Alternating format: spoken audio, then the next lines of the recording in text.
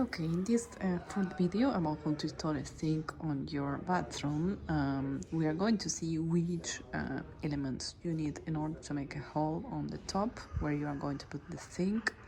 And in the first one, we saw how to choose a top. In the second, how to choose a sink. In the third one, I gave you an example of other elements that you might need to take into account in order to choose both of them. And now I'm going to show you how to make a hole on a piece of wood, not only for installing a sink. So you need a special type of cut element.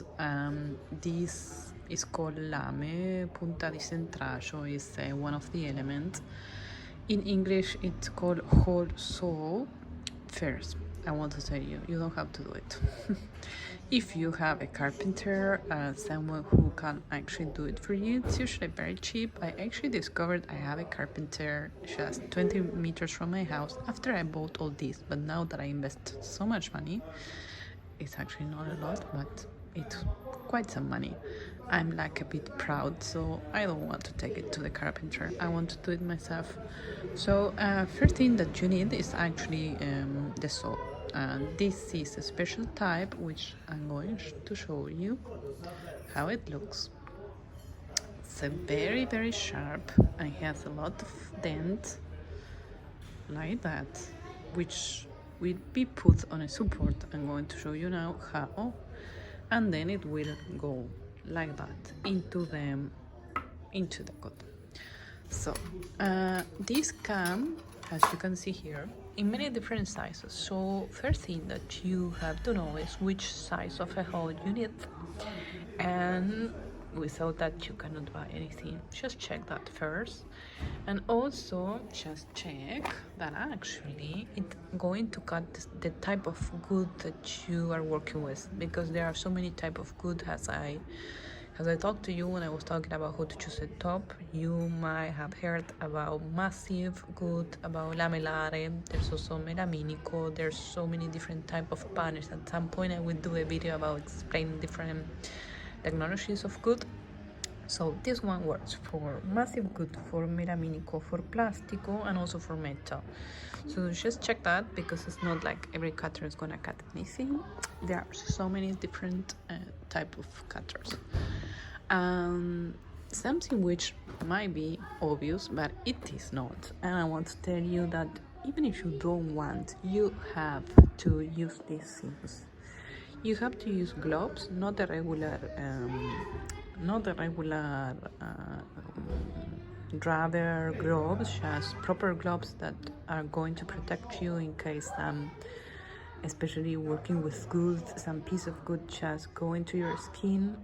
Just be careful, because the rubber ones don't work very good when you are working with harder materials. And always this, because imagine that this cutter will rotate very fast, and things can go out. And imagine a little piece of wood going to your eye. So you don't want this to happen. Believe me, this has saved me so many times during all the work that I have been doing. And I have a few drops of paint going into my eyes one day that I was just so tired of them, and I didn't want to use them, that I actually regret that I didn't use them that day. So really, this will save you a lot of problems. I will potentially also save your life. I've been in situations where heavy materials have dropped on my face, and this thing had actually, not only from here but also from here, those are like one of the most uncomfortable things to use, but really they work, and they also protect your side vision, not only from the top. So you have to use this.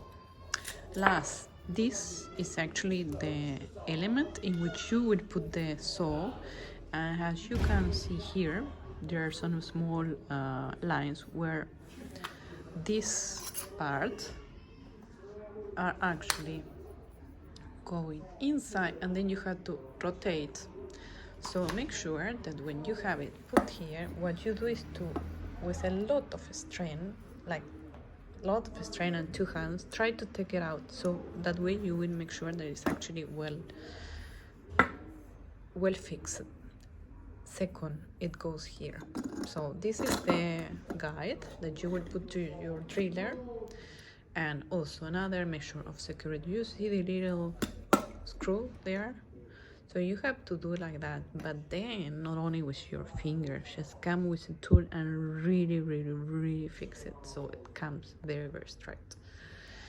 And then you have to fix this to your driller, so make sure that you don't put it like this, because your driller, we need some space to get it into. So when you fix it, also, let me try this, put it like that. So like that, it's good enough, because this is actually all what you can go with the don't, let me see. Yes, this is a good one. Yes, you might want to leave it like that, you see, a little,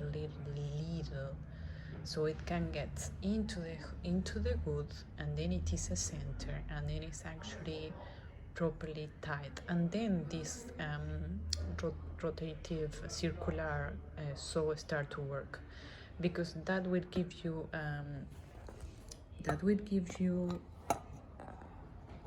stability before this start cutting. Because when this start cutting, imagine that this goes like that, it could be dangerous and the hole won't be so precise.